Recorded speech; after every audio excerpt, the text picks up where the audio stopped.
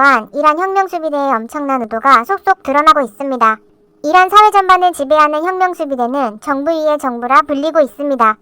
1979년 호메이니를 위시한 혁명 세력이 정규군과는 별도의 군사조직이 필요하다며 창설한 군대입니다. 총사령관과 주요 간부는 성직자 겸 국가 최고 지도자인 하메네이가 직접 임명하고 있습니다. 혁명수비대는 2020년 기준 19만 명으로 추정되고 있습니다. UK 공군과 특수전 및 해외작전을 담당하는 정예부대 쿠두스와 민병대 조직 바시드 등 크게 5개 조직으로 이루어져 있습니다.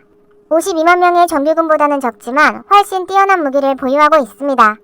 이번에 한국 선박을 납포한 세력도 쿠두스군으로 알려지고 있습니다. 이란의 해외 군사활동은 사실상 모두 혁명수비대가 담당하고 있습니다.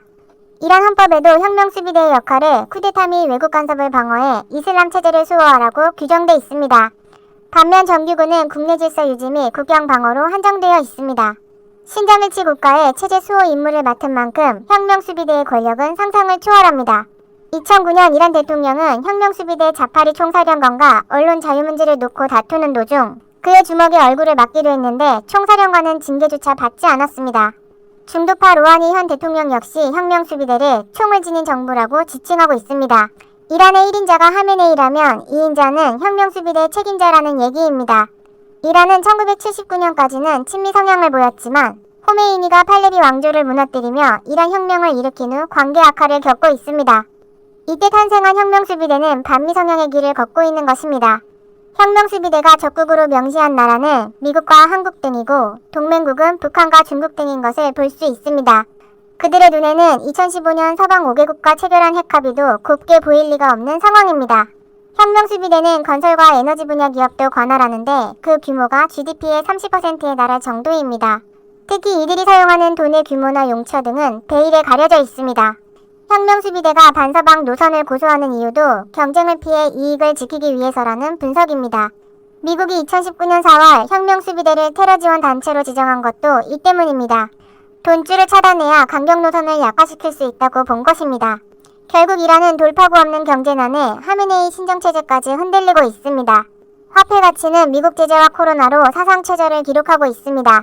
2018년 달러당 6만 리알 정도였다면 최근 30만 리알로 5배나 가치가 급락한 것입니다. 이로 인해 이란 국민들은 극심한 인플레이션을 겪고 있는 상황입니다.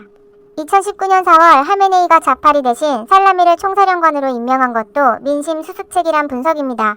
이는 미국이 이란 혁명수비대를 테러 조직으로 지정한 지 보름 만이었습니다.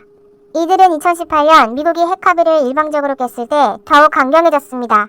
하지만 미국도 쿠두스군 사령관이었던 솔레이마니까지 제거하며 강하게 나갔습니다. 그는 차기 유력한 대선주자로도 꼽히던 인물이었습니다. 이란은 올해 6월 18일 대선을 앞두고 있습니다. 연임을 했던 로하니 대통령은 재출마를 할 수 없기에 강경파가 기회를 노리는 상황입니다.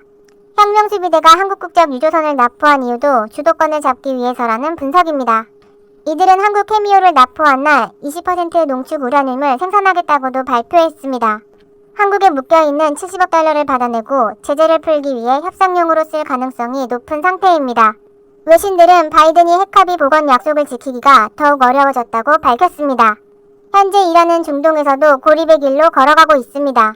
5일에는 사우디아아랍, 바레인, 이집트 등 걸프 4개국이 3년 7개월 동안 단교를 이어오던 카타르와 외교관계를 정상화하기도 했습니다. 카타르는 이란과 우호적 관계를 맺고 있다는 이유 등으로 주변국과 단교가 된 바 있습니다.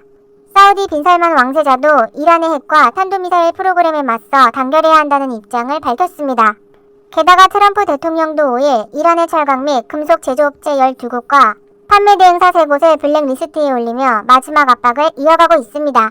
이런 상황을 인식했는지 6일 로하니 대통령은 바이든 당선인이 과거 실수를 보상하고 핵합의를 완전히 준수하는 쪽으로 복귀한다면 환영하겠다는 뜻을 밝히고 있습니다. 이란 국민들이 한국을 좋아했고 많은 가전을 애용했다는 것은 잘 알려져 있습니다. 하지만 혁명수비대가 주도하고 있는 현실에서 상황은 쉽게 바뀌지 않을 것입니다. 한국은 지혜를 모아 선박과 선원을 무사귀환시키길 바랍니다. 좋아요와 구독, 알림 설정은 컨텐츠 제작에 큰 힘이 됩니다. 지금까지